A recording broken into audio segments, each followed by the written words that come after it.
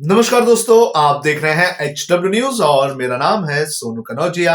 हम उत्तर प्रदेश में हैं, उत्तर प्रदेश की राजधानी लखनऊ में है और यहाँ रहकर हम लगातार चुनावी मिजाज जो है वो लोगों का जानने की कोशिश कर रहे हैं और हम लगातार लोगों से मिल रहे हैं। लेकिन आज हमारे साथ जो खास मेहमान है वो किसी परिचय के मोहताज नहीं है और जब आप कैमरा उनके पास चले जाएगा तो आप खुद ही पहचान लेंगे कि हमारे साथ कौन है। मुनव्वर राणा जी, HW न्यूज में आपका स्वागत है। सर, उत्तर प्रदेश में चुनाव चल रहे हैं, 7 चरणों में मतदान है।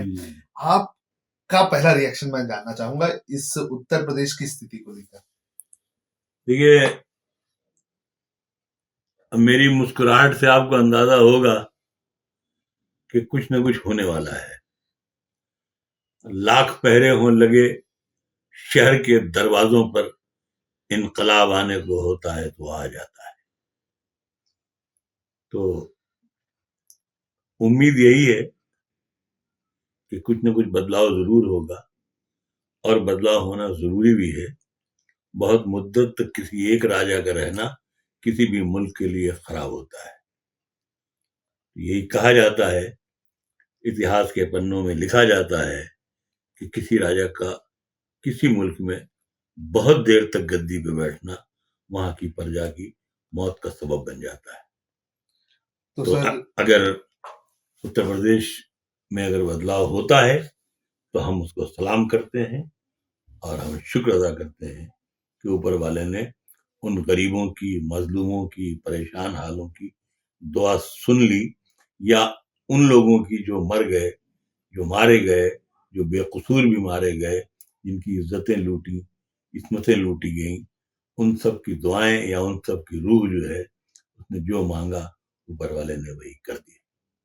सर, अगर बदलाव नहीं हुआ तो फिर क्या होगा? बदलाव नहीं हुआ तो फिर जाहिर सी बात है कि जो बात आज लालू प्रसाद यादव ने कहा कि मुल्क खाना जंगी की तरफ दौड़ रहा है, सिविल वार, तो उसी हालत में पहुंच जाएगा। क्योंकि कमजोर से कमजोर कीड़ा भी, कमजोर से कमजोर जानवर भी अपनी दुम पर किसी को बहुत देर तक खड़े होने की इजाजत नहीं देता है।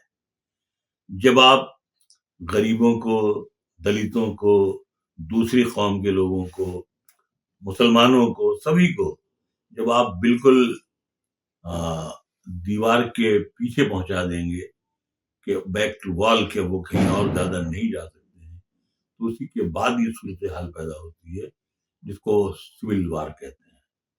कुछ भी हो सकता है। ये हिंदुस्तान की हर जनता को समझ लेना चाहिए कि इनकलाब उसी वक्त आता है जब आप ये फैसला कर लें कि जुल्म सहना, जुल्म करना, जुल्म देखना, जुल्म बर्दाश्त करना सब गुनाह है। और अगर आप गुनाहगार बनते रहे तो सिर्फ आपका नुकसान होगा। आपको इस बात की इजाजत है कि इलेक्शन हो रहा है और अपना फैसला आप ये करके दिखाइए कि हम जिस हुकूमत को पसंद नहीं करेंगे वो हुकूमत उत्तर प्रदेश में नहीं रहेगी। सर, लेकिन जो एग्जिट ओपिनियन पोल आ रहे हैं वो बता रहे हैं कि एक बार फिर से सरकार यहाँ पर बनने वाली है योगी आदित्यनाथ की और बीजेपी। देखिए, एग्जिट पोल जो है, ओपिनियन पोल, ओपिनियन पोल या एग्जिट जो भी हो, ये सब जो है ये लूप होल्स है। और जाहिर सी बात है कि जब इतने 50 करोड़ से ज्यादा विज्ञापन खाली उत्तर प्रदेश सरकार ने ये न्यूज चैनल्स के मुंह पे मार दिए, 50 से 100 करोड़ रुपए के विज्ञापन का जूता हिंदुस्तान के बड़े बड़े चैनलों के मुंह पर मार दिया, और उन चैनलों के मुंह पर मारा जिनके मालिक बड़े बड़े लोग कहलाते हैं, उनके मुंह पर ये 50 करोड़ 100 करोड़ के जूते पड़ गए हैं। तो उनका जो भी बताएंगे पोल के बारे में वो उसी तरह से बताएंगे। बाकी ईवीएम मशीन फैसला करेगी, किस्मत फैसला करेगी और तकदीर फैसला करेगी। जो हम कह रहे हैं वैसा ही नहीं हो सकता, जो आप सोच रहे हैं वैसा ही नहीं हो सकता। कुछ ना कुछ तो खुदा भी करता है, भगवान भी करता है, गॉड भी करता है, अल्लाह भी करता है। तो भरोसा रखिए और इंतजार कीजिए। सर कुछ दिनों पहले जब इलेक्शन में लगभग मुझे लगता है कि इस महीने की शुरुआत में ही बीजेपी के एक नेता है, उन्होंने एक बयान दिया था। उन्होंने कहा था कि मुनव्वर राना जी को अब यूपी छोड़नी होगी। हाँ, हाँ, तो हम तो तैयार बैठे हुए हैं, हमारे लिए कोई दुश्वार काम नहीं है। हाँ, हम चले जाएँगे यहाँ से। ये तो जिस नेता ने कहा है उसके और उसके जो भी लोग होंगे उनके लिए शर्म की बात है कि जिस शख्स के खानदान के तकरीबन 400 लोग 450 साल से उत्तर प्रदेश के शहर रायबरेली की मिट्टी ओढ़कर सो रहे हैं।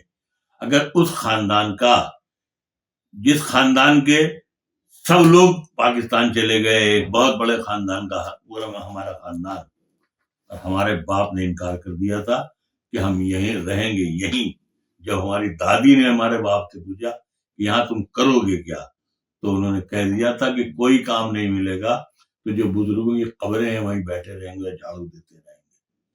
तो अगर उस 70 साल के मुनव्वर राना को रायबरेली या लखनऊ छोड़कर अगर जाना पड़े, तो ये इस मुल्क के बड़े से बड़े नेता के लिए शर्म की बात है। उसे चुल्लू भर पानी में डूब मरना चाहिए। पलायन इसको कहते हैं जो हम करने वाले हैं।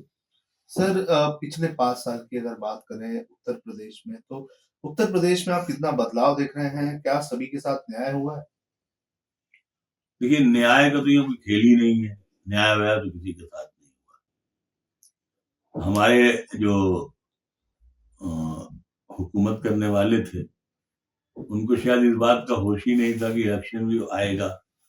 उनको शायद ये भी नहीं मालूम है कि आज नहीं तो कल आपको भी जाना है, चाहे दुनिया से हो, चाहे गद्दी से हो। तो गद्दी पे बैठने वालों को, चाहे 5 साल पहले वाले हों, चाहे 5 साल में आने वाले हों, उनको ये सोचना चाहिए कि कोई भी गद्दी किसी को बहुत दिन तक बर्दाश्त नहीं करती है। अच्छे लोग वो होते हैं जो जाते-जाते अच्छे कर्म छोड़कर जाते हैं। तो पिछले 5 सालों में अच्छे कर्म नहीं हुए? बिल्कुल नहीं हुए, बिल्कुल नहीं हुए। आम जनता बहुत परेशान हुई। ये जो बहुत शर्म की बात है साहब कि ये भीख में चावल वो चना दे दिया, तेल दे दिया, नून दे दिया। इसका मतलब है काम या नौकरी देने के बजाय आप भिखारी बना रहे हैं हिंदुस्तान को।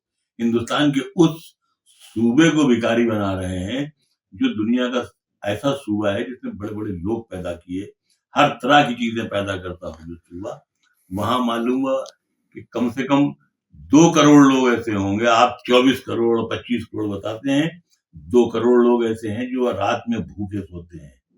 कम से कम 10 करोड़ लोग ऐसे हैं जो इस भीख के बावजूद भी जिनको भूखा रहना पड़ता है कि आप चना दे रहे हैं, नमक दे रहे हैं, तेल दे रहे हैं। और कितने दिन देंगे? 10 मार्च के बाद अगर आप जीत गए तो 11 मार्च को आप नहीं देंगे। लेकिन उम्मीद ये है कि अगर कोई और जीता तो शायद 11 मार्च के बाद भी वो मिले जो आज मिल रहा है। सर एक मामला इस वक्त बहुत ज्यादा टीवी चैनल पे और देश में भी चल रहा है। कर्नाटक के स्कूल में हिजाब का मामला सामने आया। जी। यहाँ हम सभी ने वो तस्वीरें देखी और तस्वीरों में किस तरह से जो हरकतें हो रही हैं वो भी देखी। इस पर सर आपका क्या पॉइंट ऑफ व्यू है? देखिए, असल में ये बहुत नाजुक मामला है। मैं एक बात अभी मैंने ये कल मेरे पास बहुत चैनल वाले आए थे। मेरी तबीयत भी ठीक नहीं थी, मैं बुखार में था। तो मैं कल कहीं मैं कोई बात कर भी नहीं सका। अब आज आपसे बात हो रही है इस पर। तो मैं एक बात कहूँ कि असल में सुप्रीम कोर्ट को बहुत से इख्तियारात अपने हाथ में ले लेना चाहिए। ये इंतज़ार करना कि कोई आदमी एफआईआर करे या नोटिस दे या हुकूमत से गुज़ारिश करे, ज़ाहिर-सी बात है जो सुप्रीम कोर्ट में बड़े-बड़े लोग बैठे हैं, वो भी तो हमारे जैसे आदमी ही है ना। कल जब वो उतरेंगे कुर्सी से, तो उनकी हैसियत भी हमसे ज़्यादा नहीं रह जाएगी। तो होना यही चाहिए कि जो जिस कुर्सी पर बैठा है, वहां से इस बात का ऐलान करे जो गलत हो रहा है, चाहे बुरके की बात हो, चाहे हिजाब की बात हो, चाहे किसी के साथ सोशल नाइंसाफी की बात हो। खुद इस बात को जो हमारे जो कोर्ट कचहरी हैं, जिनको कहा जाता है कि साहब वो वहाँ भगवान बैठते हैं। तो अगर भगवान बैठते हैं तो वहाँ कुछ होना भी चाहिए। अगर वहाँ कुछ नहीं होता है तो इसका मतलब अब वो भगवान नहीं रह गए हैं। अगर वो भगवान है तो वो फैसला करेंगे ना कि कुछ गुंडे खड़े होते हैं और गमछा डाल लेते हैं और एक लड़की को घेर रहे हैं। शर्म की बात है। अगर 100 बदमाश अगर एक लड़की को घेर रहे हो हिंदुस्तान में तो डूब मरने की मकाम है इस हुकूमत का और इस हुकूमत से जुड़े लोगों का। सर, जिस तरह से आपने कोर्ट्स की बात की, इंस्टीट्यूशंस जो है, इंडिपेंडेंट इंस्टीट्यूशंस है, क्या लग रहा है आपको कि आज इंडिपेंडेंट इंस्टीट्यूशंस जो है हमारे देश के, फिर चाहे जांच एजेंसियां हो या फिर इलेक्शन कमीशन जैसी इंस्टीट्यूशन हो, कोर्ट जैसी इंस्टीट्यूशन हो या फिर सीएजी जैसी इंस्टीट्यूशन हो, क्या उनके ऊपर दबाव है? क्या वो इंडिपेंडेंटली काम कर रहे हैं सर? असल में कोई भी ऐसा डिपार्टमेंट आज की तारीख में नहीं है। सुप्रीम कोर्ट के मामले में हम इसलिए नहीं कह सकते हैं कि अभी सुप्रीम कोर्ट में कुछ ऐसे दीवाने, कुछ ऐसे सरफिरे, कुछ ऐसे कलंदर, कुछ ऐसे संत मिजाज लोग मौजूद हैं जो किसी दिन भी कोई फैसला दे सकते हैं। जो किसी दिन जिस तरह इंदिरा गांधी को तख्त से उतार दिया गया था उसी दिन ये किसी को भी उतार सकते हैं। लेकिन और बाकी जितने ये ईडी पीटी सीटी सीडी हैं, ये सब अपनी अपनी कुर्सी बचाने के चक्कर में, अपनी अपनी नौकरी बचाने के चक्कर में, अपनी अपनी दौलत बचाने के चक्कर में पैरों में पड़े हुए हैं दिल्ली सरकार के, जूते साफ कर रहे हैं। ये क्या करेंगे? ये कुछ नहीं कर सकते हैं। ये सिर्फ गरीबों की आय लेंगे और इसके बाद सिर्फ गरीबों को नुकसान पहुंचाएंगे। इनसे इंसाफ की कोई तो नहीं है। जो 10% से ज्यादा नहीं रह गया है इंसाफ का अंदाजा, वो सिर्फ है तो सुप्रीम कोर्ट से है या कोर्ट से, आई मीन जो भी जुडिशियरी से है कि एक बार अगर वो अंगड़ाई लेकर के उठा तो हिंदुस्तान वैसे ही ठीक हो जाएगा जैसे जुडिशियरी ने इंदिरा गांधी को ठीक कर दिया था। और बगैर जुडिशियरी के उठे ये ईवीएम पीवीएम इलेक्शन कमीशन ये सब नाटक मंडली के सब ये सब कव्वाल हैं। इन पर भरोसा करना ही बेवकूफी की बात है। नथिंग, कुछ नहीं, सॉरी। और मैं एक शायर हूं, पूरी जिम्मेदारी से कह रहा हूं। मैं जो कह रहा हूं वही कह रहा हूं और जो लोग सुन रहे हैं वो समझ लेंगे मैं क्या कह रहा हूं। सर, साहित्य की जब बात आती है तो आज देश में साहित्य के पॉइंट ऑफ व्यू से अगर आप देखें तो साहित्य के पॉइंट ऑफ व्यू से देश कहाँ जा रहा है? देखिए, साहित्य का मामला ये है कि साहित्यकार चुप है, सोच रहे हम लिखें पढ़ें। क्योंकि अगर हम कोई भी हरकत करते हैं तो हमारा एक गैंग बना दिया जाता है। जैसे मालूम आईएसआई का गैंग होता है, आतंकवादी का गैंग होता है, तालिबानी का गैंग होता है, अफगानी का गैंग होता है, कहाँ कहाँ का गैंग है। तो वैसे ही इन लोगों ने असल में जितने बैठे हुए हैं सत्ता में, इनमें 90% लोग ऐसे हैं जो बेपढ़े लिखे हैं, जिनका साहित्य से कोई ताल्लुक नहीं है, जो ये माँ सरस्वती को ये देवी नहीं समझते हैं। माँ सरस्वती की इनकी निगाह में कोई इज्जत नहीं है, तो इन्हें कुछ लेना देना नहीं है। वरना साहित्यकार आज भी अगर उसको इजाजत मिल जाए लिखने की और सच लिखने की, वजह यह है हम लिखते हैं, हम लिख रहे हैं, ऐसी बात नहीं। हमारी जीवनी का दूसरा हिस्सा हम लिख रहे हैं, लेकिन इसका एक पन्ना भी कोई छापेगा नहीं। विज्ञापन सबको चाहिए ना, अखबार को विज्ञापन चाहिए, टीवी को विज्ञापन चाहिए, सबको विज्ञापन चाहिए। ये बेचारे जो सोशल मीडिया वाले हैं या छोटे मोटे वाले हैं, इनकी कोई हैसियत ही नहीं, इनको सुनता कितना है? जितना, यानी एक शायर की आवाज अगर पूरे मुल्क में न पहुंचे, एक कवि की अगर ललकार पूरा मुल्क न सुने, तो फिर उसकी ललकार क्या हुई, उसकी आवाज क्या हुई? शेर की आवाज से जंगल हिलता है, और माफ कीजिएगा कवि या शायर शेर होता है, लेकिन उसकी आवाज को तो आप उठने ही नहीं देते, अखबारों के पन्नों में छपने नहीं देते, रेडियो टीवी पर बोलने नहीं देते हैं, तो कैसे इनकलाब आएगा? साहित्यकार को आजाद कीजिए।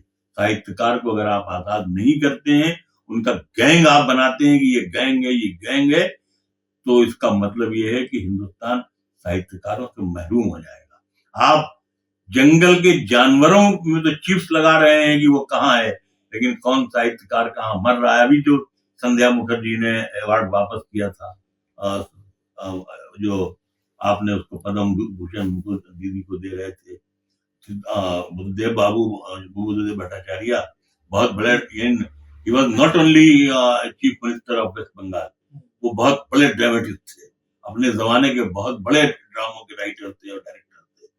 उन्होंने आपका अवार्ड आपको वापस कर दिया। ये तो आपके लिए सोचने की बात है कि साहित्यकार आपको आपसे मोहब्बत नहीं कर रहा है, और जब किसी सरकार से साहित्यकार नाराज हो जाते हैं तो आप ये याद रखें कि इसका मतलब है भगवान आपसे नाराज हो रहा है। सर एक और चीज आज की जो बड़ी डेवलपमेंट है, आज की बड़ी डेवलपमेंट ये है कि आशीष मिश्रा टेनी जो लखीमपुर मामले में जो आरोपी था, उसे आज बेल मिल गई है। तो इसको लेकर कई सारे रिएक्शंस आ रहे हैं, तो आपका क्या रिएक्शन है इस पर? उसको आज तो बेल नहीं मिली है, उसने जिस दिन कत्ल किया था उसी दिन उसको बेल मिल गई थी। ये तो एक नाटक हो रहा है जो आप आज बेल मिली, कल मिली, उसी दिन उसको बेल मिल गई थी। वो ऐसे बैठा था जहां अरेस्ट करके ले गया था थाने में, जैसे वो खुद एसओ हो, वो खुद सीओ हो, वो खुद एसपी हो, खुद डीएसपी हो, सब कुछ वही हो। जेल में गया तो उसका खाना बाहर से जा रहा है, घर से जा रहा है, हर ऐश हर अय्याशी का सामान उसके लिए जेल में मौजूद था। वो जेल में था कहां? ये सबसे बड़ा झूठ है। ये हुकूमत झूठ बोल रही है, अदालत झूठ बोल रही है कि उसने बेल दी है। ये कहे कि आज उसे आजाद कर दिया गया है, बेल नहीं हुई है, जमानत नहीं हुई है, उसे आजाद कर दिया गया। इस बार वही होगा जो इस मुल्क के और इस उत्तर प्रदेश के लोग चाहेंगे, और ये बाबा भी जानता है कि इस मुल्क के लोग, इस उत्तर प्रदेश के लोग क्या चाह रहे हैं। सर वेस्टर्न यूपी में चुनाव हुए आज, वेस्टर्न यूपी में बड़े पैमाने पर किसान है, किसानों का आंदोलन लगभग 1 साल तक चला।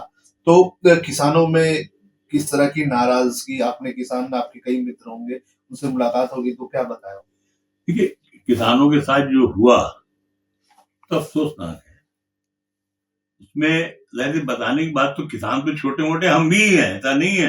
हिंदुस्तान का मतलब है कि किसान ही है वो। आज किसान ना हो, कहीं चला गया हो, कुछ भी कर रहा हो, लेकिन हमारी बुनियाद तो मिट्टी है। और फिर मुसलमान होने के नाते हमें तो मिट्टी की अच्छी लगती है, इसी मिट्टी में सोना भी है। तो लेकिन जिस तरह साहब जालिमाना तरीके से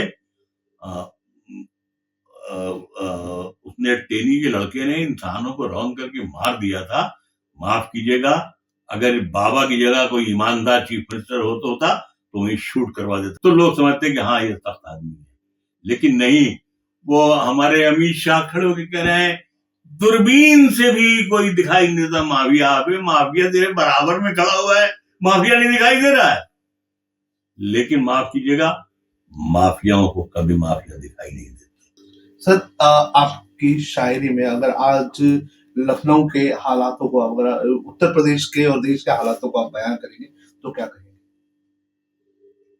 नहीं, हम तो यही इसमें कुछ कहा ही नहीं है, बस यही कह सकता हूं कि मैं दहशतगर्द था, मरने पे बेटा बोल सकता है, हुकूमत के इशारे पर तो मुर्दा बोल सकता है। मैं दहशतगर्द था, मरने पे बेटा बोल सकता है, हुकूमत के इशारे पर तो मुर्दा बोल सकता है, और बहुत सी कुर्सियां इस मुल्क में लाशों पे रखी हैं। ये वो सच है जिसे झूठे से झूठा बोल सकता है। तो हमारे साथ थे मुनव्वर जी, जिन्होंने अपनी बेबाक राय एक बार फिर से रखी है, और उन्हें पूरा विश्वास है कि इस बार के जो विधानसभा के चुनाव हो रहे हैं उत्तर प्रदेश में, इसमें बदलाव जरूर होगा। हालांकि चुनाव चल रहे हैं, 7 चरणों में मतदान होने हैं, और इसके नतीजे आएंगे 10 तारीख को, 10 मार्च को, और उसके बाद ही ये साफ हो जाएगा कि उत्तर प्रदेश की सियासत की कुर्सी पर कौन बैठता है।